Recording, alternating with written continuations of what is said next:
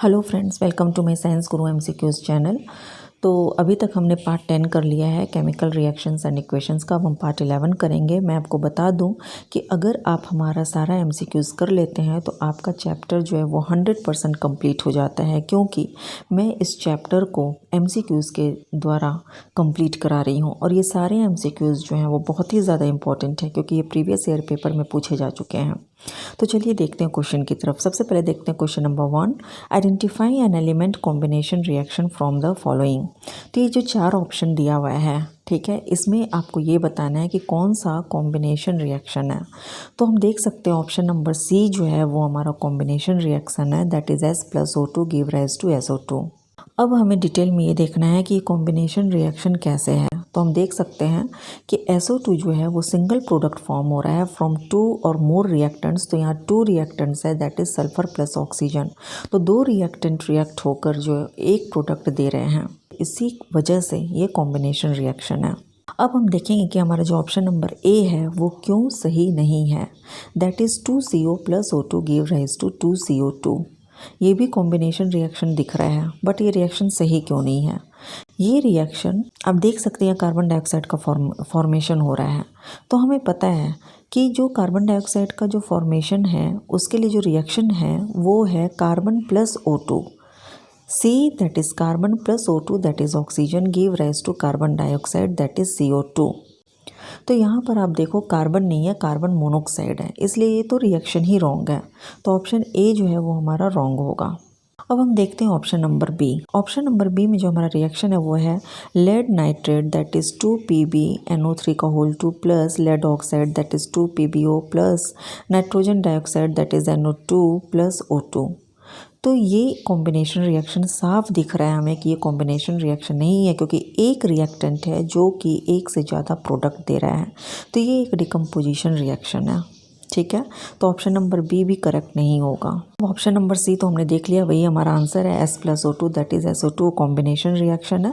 तो option number D देखते हैं ये हमारा आंसर क्यों नहीं होगा। तो ऑप्शन नंबर डी में आप देखो 2Al2O3 aluminium oxide plus 4Al aluminium plus 3O2 oxygen, ठीक है। तो ये साफ साफ दिख रहा है हमें ये एक डिकम्पोजिशन रिएक्शन है, क्योंकि डिकम्पोजिशन रिएक्शन में एक रिएक्टेंट जो है वो ढेर सारा प्रोडक्ट देता है, 2 या 2 से अधिक प्रोडक्ट देता है। तो हमें यहाँ पर 2 प्रोडक्ट मिल रहा है, that is aluminium plus oxygen. So option D जो है वो भी रॉन्ग होगा।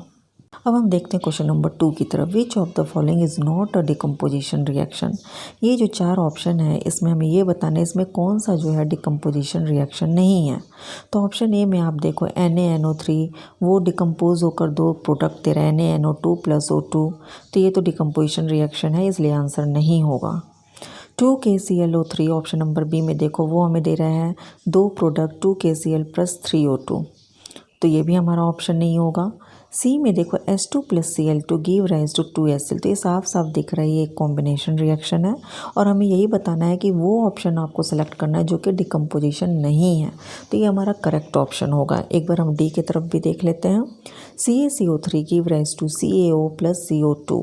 तो ये भी हमारा डिकम्पोजिशन रिएक्शन होगा, ठीक है। तो correct option is answer number सी।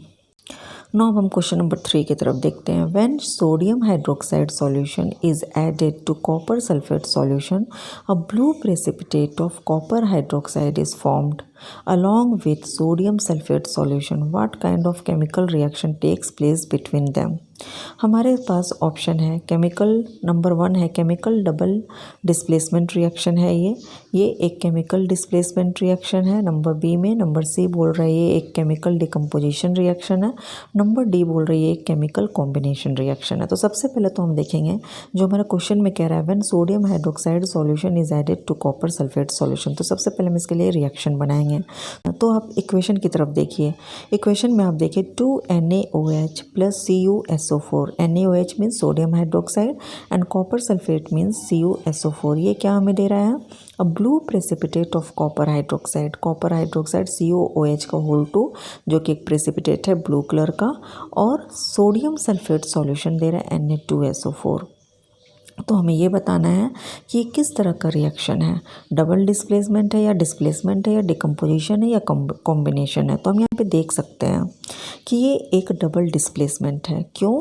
क्योंकि डबल डिस्प्लेसमेंट रिएक्शन उसको कहते हैं जिसमें कि दो रिएक्टेंट जो है वो रिएक्ट होता है by the exchange of their ions to form two new, और वो दो न्यू कंपाउंड फॉर्म करता है। तो यहाँ पर आप देख सकते हो कि जो सल्फेट ग्रुप है वो एक्सचेंज हो रहा है सोडियम के साथ, ठीक है। सल्फेट ग्रुप SO4 जो है वो सोडियम यानी Na के साथ एक्सचेंज हो गया और वो सोडियम सल्फेट बना दिया Na2SO4, और हाइड्रोक्साइड जो है वो कंबाइन हो रहा है कॉपर के साथ, ठीक है। OH जो है वो CO के साथ कंबाइन हो रहा है और वो कॉपर हाइड्रोक्साइड दे रहे हैं CuOH का होल 2।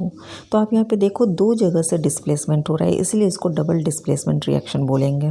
अब चलो देखते हैं क्वेश्चन नंबर 4। तो क्वेश्चन नंबर 4 में हमारा रिएक्शन है KMnO4 plus H2SO4 plus FeSO4 give rise to K2SO4 plus MnSO4 plus Fe2SO4 का होल 3 प्लस वाटर। तो इसमें क्या है, coefficient of sulphuric acid and ferric sulphate, sulphuric acid यानी H2SO4 और फेरिक सल्फेट यानी कि Fe2SO4 का whole 3 in the balanced equation of above reaction are dash and dash respectively, ठीक है। तो इसमें जो है आपको ये बताना है कि ये जो ऊपर जो रिएक्शन दिया है आपको KMnO4 प्लस H2SO4, ये जो रिएक्शन है इसमें आपका सल्फ्यूरिक एसिड का क्या कोफिशिएंट होगा और फेरिक सल्फेट यानी Fe2SO4 का होल 3 का क्या कोफिशिएंट होगा, ये आपको बताना है। तो इसके लिए आपको ये रिएक्शन को बैलेंस करना होगा। तो बैलेंस इक्वेशन देखो मैंने दिया एक्सप्लेनेशन में, आप देख सकते हो बैलेंस्ड इक्वेशन अगर हम बैलेंस करते हैं तो उसके बाद जो हमें इक्वेशन मिलता है वो है 2KMnO4 plus 8H2SO4 plus 10FeSO4 give rise to K2SO4 plus 2MnSO4 plus 5Fe2SO4 का होल 3 प्लस 8 वाटर, ठीक है। तो आप यहाँ पे देख सकते हो बैलेंस करने के बाद हमें सल्फ्यूरिक एसिड यानी H2SO4 का कोफिशिएंट 8 मिला है और फेरिक सल्फेट यानी Fe2SO4 का होल 3 का जो कोफिशिएंट है वो 5 मिला है। तो करेक्ट ऑप्शन हमारा A होगा। अब हम चलते हैं क्वेश्चन नंबर 5 की तरफ। Identify the type of reaction from the following. हमारा reaction H2CO3 give rise to H2O plus carbon dioxide. तो H2CO3 क्या होता है, कार्बोनिक एसिड। तो ये कौन सा रिएक्शन है, क्या ये डबल डिस्प्लेसमेंट है या डिकम्पोजिशन है या कंबशन है। तो आप यहाँ पे देख सकते हो कार्बोनिक एसिड जो कि एक सिंगल रिएक्टेंट है और वो दो या दो से अधिक प्रोडक्ट दे रहा है। यहाँ पर 2 प्रोडक्ट दे रहा है, वाटर एंड कार्बन डाइऑक्साइड, इस वजह से ये डिकम्पोजिशन रिएक्शन है। अब हम देखते हैं question number 6। Sodium bicarbonate on decomposition forms.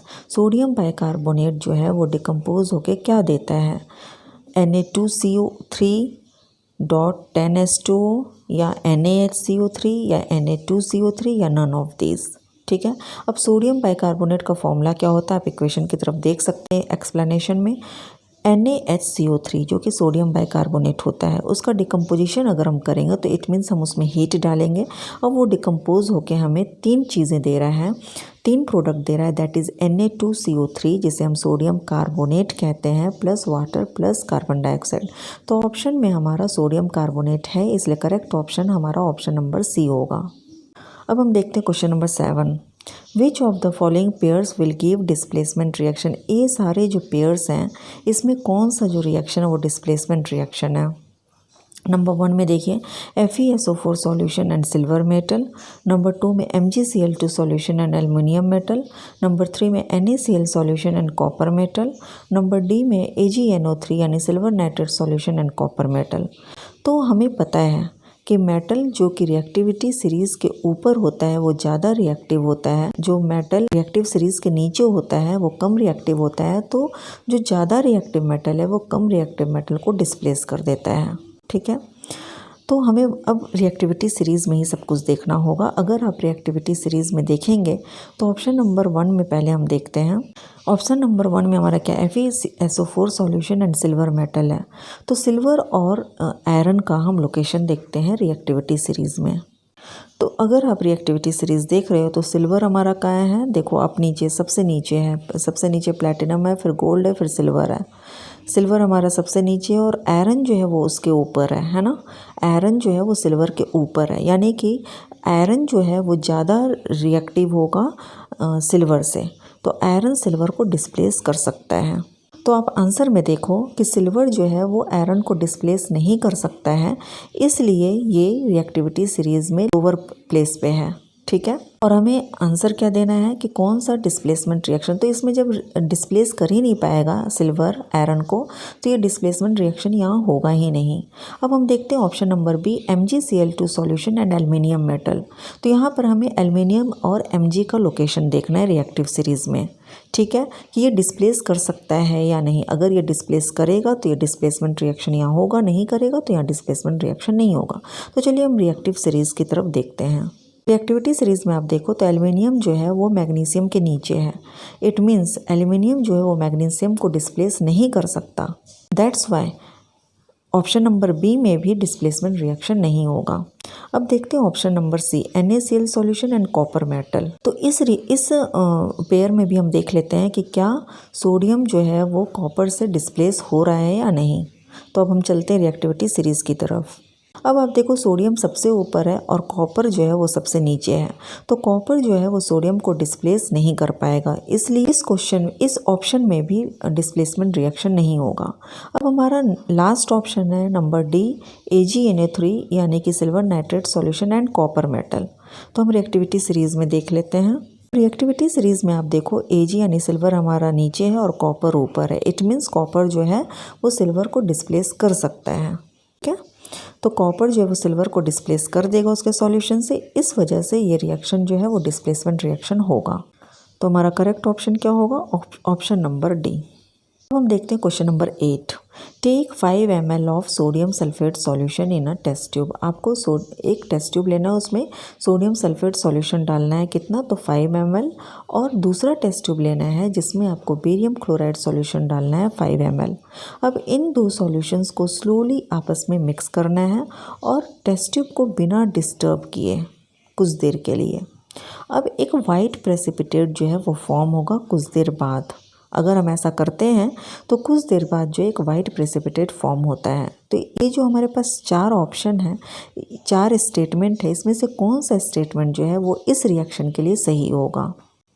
तो सबसे पहला स्टेटमेंट हम देखते हैं, it is neutralisation reaction since an acid react with alkali to give a salt. क्या ये स्टेटमेंट सही है? तो नहीं, ये स्टेटमेंट सही नहीं, ये कोई न्यूट्रलाइजेशन रिएक्शन नहीं है।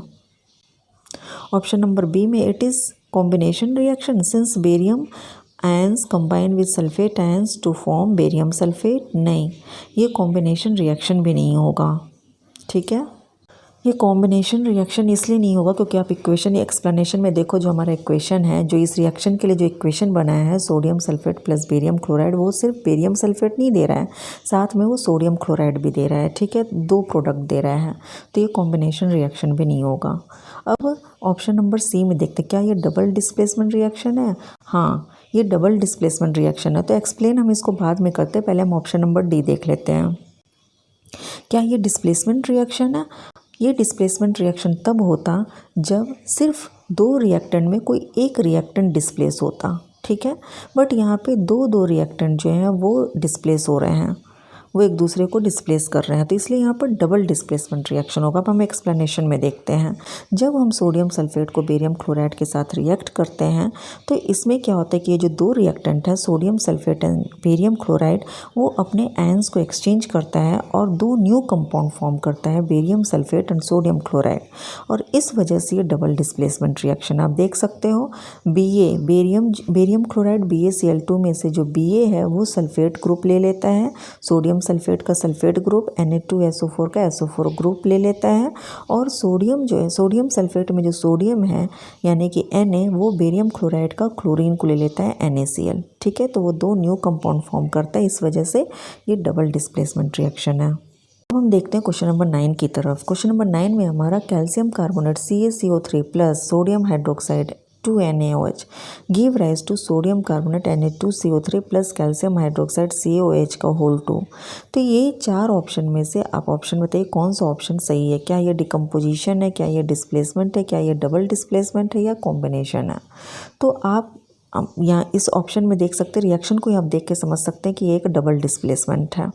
अब ये डबल डिस्प्लेसमेंट क्यों है? क्योंकि यहाँ पे एक्सचेंज ऑफ आयंस है, 2 रिएक्टेंट के बीच में आयंस का एक्सचेंज हो रहा है, इसलिए ये डबल डिस्प्लेसमेंट रिएक्शन है। कैसे एक्सचेंज हो रहा है? तो कैल्शियम कार्बोनेट का जो Ca2 पॉजिटिव है वो एक्सचेंज हो जा रहा है सोडियम हाइड्रोक्साइड का Na पॉजिटिव की तरफ, ठीक है, और वो न्यू प्रोडक्ट फॉर्म कर रहा है।